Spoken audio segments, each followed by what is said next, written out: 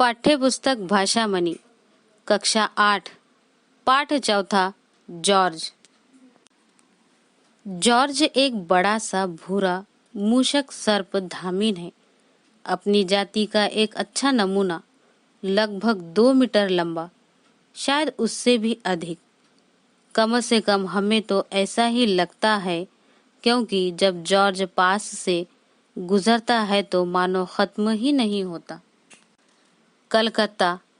कोलकाता में हमारा घर एक शांत जगह पर है। हमारे बगीचे की दीवार के परे हमसे पश्चिमी दिशा में एक संकरी सड़क स्थित है।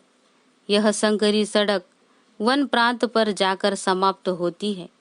उस सड़क के दोनों ओर मकान है और अधिक यातायात न होने से यह बहुत ही शांत रहती है। सारे दिन इसके आर पार गिलहरियां एक दूसरे का पीछा करती हैं। हमारे आसपास के पेड़ों पर अनेक प्रकार के पक्षी दिखाई पड़ते हैं। हुदहुद, हुप्पी, उल्लू, बुलबुल, कटफोड़वे, सुंदर नीले, पीले और हरे तोते, चिड़िया और कौवे भी। सारा दिन हवा में पक्षियों का संगीत तैरता रहता है। एक दिन मेरी बहन और मैं बगीचे के ऊपर खुलने वाले बरामदे में अपनी कुर्सियों में अलसा रहे थे। हमारी बंद किताबें हमारी गोद में पड़ी थी। घर की ऊंची दीवारों के निचले हिस्सों में हम नाना प्रकार के रंग बिरंगे फूलों को निहार रहे थे। सफाई से कटी घास अभी ओस से नम थी। मुझे स्मरण है कि वह वसंत की एक बड़ी प्यारी सुबह थी। मैं बगीचे के छोर पर लगे खजूर के पेड़ों को एकटक देख रही थी और उसके विशाल शोभायुक्त पत्तों को निहार रही थी। पत्ते हवा में मस्ती से झूल रहे थे।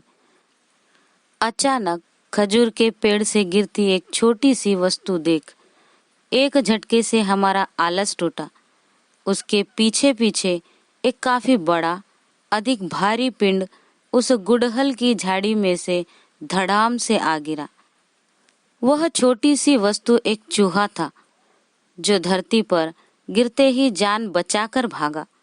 बड़ा पिंड हमको भयभीत कर देने वाला बहुत बड़ा मूषक सर्प था, जो तुरंत चूहे के पीछे भागा। इसके बाद कुछ क्षण बड़ा रोमांचकारी नाटक चला, जिसमें एक उन्मत्त चूहा सारे बगीचे में आड़ा तिरछा भागता रहा और उसके पीछे पीछे एक भूखा सांप, एक चालाक कौवा बैठा सब देख रहा था। वह सही क्षण चुनकर नीचे झपटा और सांप का भोजन ले गया। शिकार छिन जाने पर सांप बाहर निकलने का रास्ता ढूंढते हुए बगीचे में इधर से उधर रेंगता रहा। शीघ्र ही उसे एक उचित पेड़ मिल गया। उस पेड़ पर चढ़कर वह दीवार के उस पार पहुंचा और दूसरी ओर चला गया। तब जाकर हम अपनी रोकी हुई सांसें ठीक से ले सके और हमें कुछ चैन मिला। इसके बाद आने वाले 2 दिनों में यह नाटक बार बार हुआ, पर चूहे के बिना वही सांप फिर उसी खजूर के पेड़ से नीचे धड़ाम से उसी झाड़ी में गिरता, उसी पेड़ के ऊपर चढ़ता और उसी दीवार पर से गायब हो जाता। तीसरी मुलाकात के बाद हमने उस सांप का नाम जॉर्ज रखने का निश्चय किया। आखिर ऐसे अक्सर आने वाले अतिथि का कोई तो नाम अवश्य होना ही चाहिए था। हमारे पिताजी ने बगीचे और उसके आसपास की जगह का बारीकी से निरीक्षण किया और पाया कि दीवार के पीछे उस ओर उगने वाले एक बड़े कांटेदार पेड़ की डाली हमारे खजूर के पेड़ को छूती थी। इस तरह जॉर्ज को सरलता से मार्ग मिल गया था। हमारे खजूर के पेड़ के शिखर पर चूहों का एक परिवार रहता था। उस दोषी डाली के कट जाने पर जॉर्ज ने टपक कर आना छोड़ दिया। अब उसने सही ढंग से हमसे भेंट करने का निश्चय किया। वह सामने के फाटक से आने लगा। जॉर्ज पक्षियों के घोंसलों पर हमेशा छापा मारा करता था।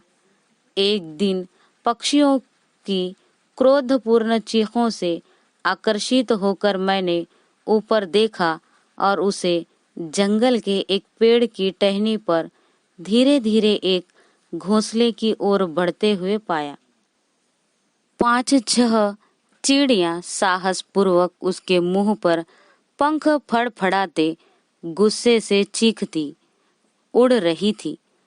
उन्होंने उसकी भूख पर नियंत्रण लगा दिया होगा, क्योंकि जब मैंने कुछ क्षण बाद पुनः देखा, जॉर्ज गायब हो चुका था या शायद गिर पड़ा था। उसे पेड़ों से टपक जाने की आदत तो थी ही।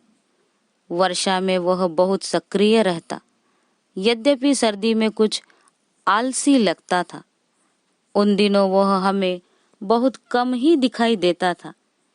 कभी कभी हमें दीवार या झाड़ी के ऊपर लिपटे धूप सेंकते उसके दर्शन हो जाते। उसका भी एक परिवार है। घास में तेजी से रेंगती उसकी संक्षिप्त अनुकृतियां देखी गई हैं। फिर वसंत आया है। हमारे जीवन में जॉर्ज का प्रथम नाटकीय आगमन हुए 1 वर्ष बीत चुका है। वह अब भी कहीं पास ही है। चीखने चिल्लाने की आवाजों से मैं बता सकती हूँ कि वह किधर होगा। मुखर्जी के परिवार के घर से उठते कोलाहल के अनुसार वह वहां होगा। जी हाँ, हमारे सामने के फाटक से मैं उनके पीले और घबराए हुए चेहरे देख सकती हूँ। यह पीलापन इसलिए है क्योंकि वे जॉर्ज को बगीचे में रेंगता हुए देख रहे हैं। हाँ, जंगल को लौटते हुए वह यहीं आ गया है। सड़क के किनारे रेंगते हुए उसका अति सुंदर और भयावह शरीर धूप में चमक रहा है। उसके आगे हमारे पड़ोसी का बूढ़ा गठियाग्रस्त कुत्ता छांव में ऊँघ रहा है। उसने जॉर्ज को देखा और युवाओं सी फुर्ती से उछलकर गुस्से से जरा सा भौंक कर सरपट घर के अंदर भागा। उसके जकड़े हुए पैर ऐसे काम करने लगे मानो तेल पड़े हुए पिस्टन हो। जॉर्ज आगे रेंगता गया और जंगल में प्रवेश करने के तुरंत बाद पौधों में अदृश्य हो गया। अलविदा जॉर्ज, अगली भेंट तक। गिलहरियों के एक परिवार को खुशी से पेड़ों पर खेलते देख मुझे याद आया है वह अतीत। 7 वर्ष पहले जब मैं और मेरी बहन छोटे बच्चे थे, हम घर से निकलकर दूर क्षितिज पर फैले हरे भरे खेतों में खेलने के लिए दौड़ जाते। हम जंगली फूलों के गुच्छे चुनते और लंबी ऊंची पंपा घास के झुरमुटों में छिपन छिपाई खेलते और चुपके से नेवले और उसके बच्चों को धूप में ऊधम मचाते हुए देखते। वे सुखद दिन थे जब बहुत कम मकान थे। रात को हम गीदड़ों को चिल्लाते हुए सुनते। वे सब हरे भरे खेत लुप्त हो गए। जहाँ पंपा घास हवा में झूमती थी, वहाँ अब मकानों की पंक्तियां ही पंक्तियां हैं और धुआं उगलते कारखाने। अब नेवले बहुत कम दिखाई देते हैं और रात को गीदड़ भी नहीं बोलते। कहाँ गए वे सब? मुझे एकाएक बहुत दुख होने लगता है, क्योंकि दूर कहीं निर्दयी कुल्हाड़ियों की आवाज सुनाई देती है। क्या लोग इस बचे हुए हरे भरे जंगल को भी साफ करने आ जाएंगे? पेड़ों को काटने और पौधों को उखाड़ने और अधिक मकान बनाने के लिए? यदि ऐसा करेंगे तो ये सब प्राणी कहाँ जाएंगे? इन्हें भोजन कहाँ से मिलेगा? पक्षी अपने घोंसले कहाँ बनाएंगे? क्या वे सब विलुप्त हो जाएंगे सदा के लिए? लेखक W.J. सरकार।